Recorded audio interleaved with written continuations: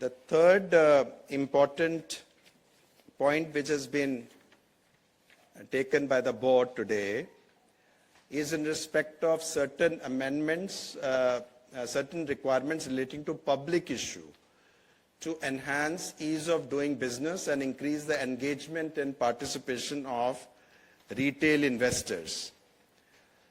So the first of all is that this issue of how to focus retail investors as well as the others to focus on IPO's important points. IPO documents being DRHP, being very, very big documents, it's difficult for them to focus and know. So therefore, we wanted it to bring a focus, and consultation paper was that, okay, let's have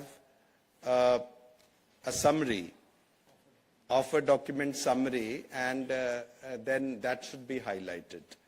Now, the board has, of course, taken a view that instead of that, we can have similar objective fulfilled through abridged prospectus.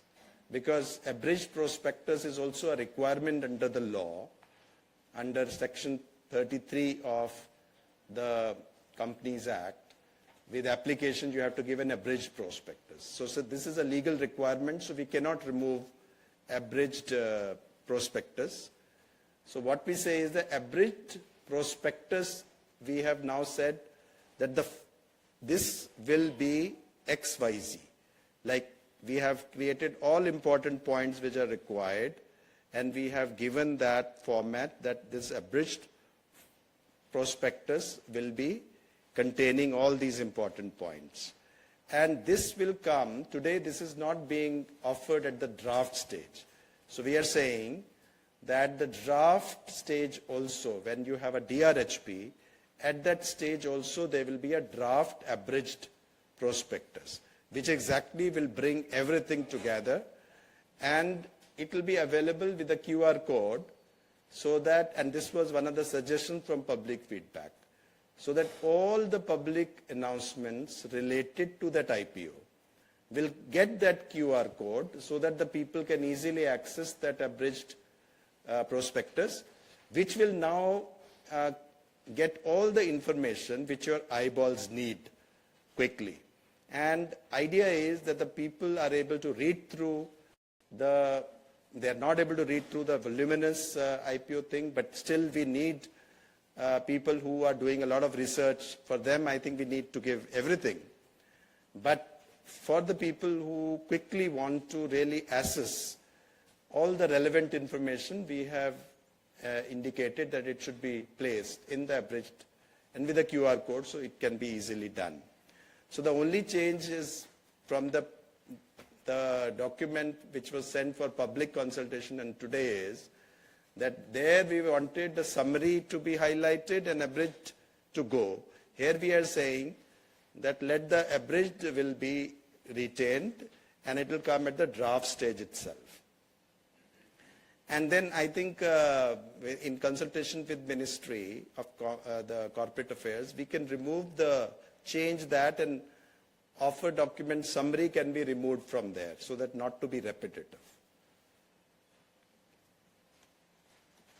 I hope it is clarified, but I will also clarify you while you are taking questions. Then the next, I think there was one more thing in this. There was a very important, enabler now to bring in an automatic lock-in for the pre-issue capital. So there are shareholders, there are promoters whose shares are locked in for 6 months, but there is also a requirement that those who are even not non-promoters, their shares also will be locked in for 6 months. The problem happens that if the things are pledged, then how the pledge will work, and that was leading to many of the companies not being able to get that clearance from those shareholders, those who have pledged it, so that these lock-in requirements could be filled up. So we are making a provisions in the changes in the ICDR, and based on that, there will be possibility that directly the depositories can do the work, and pledged work can release of or taking of the pledge will automatically lock in will be possible through the depositories.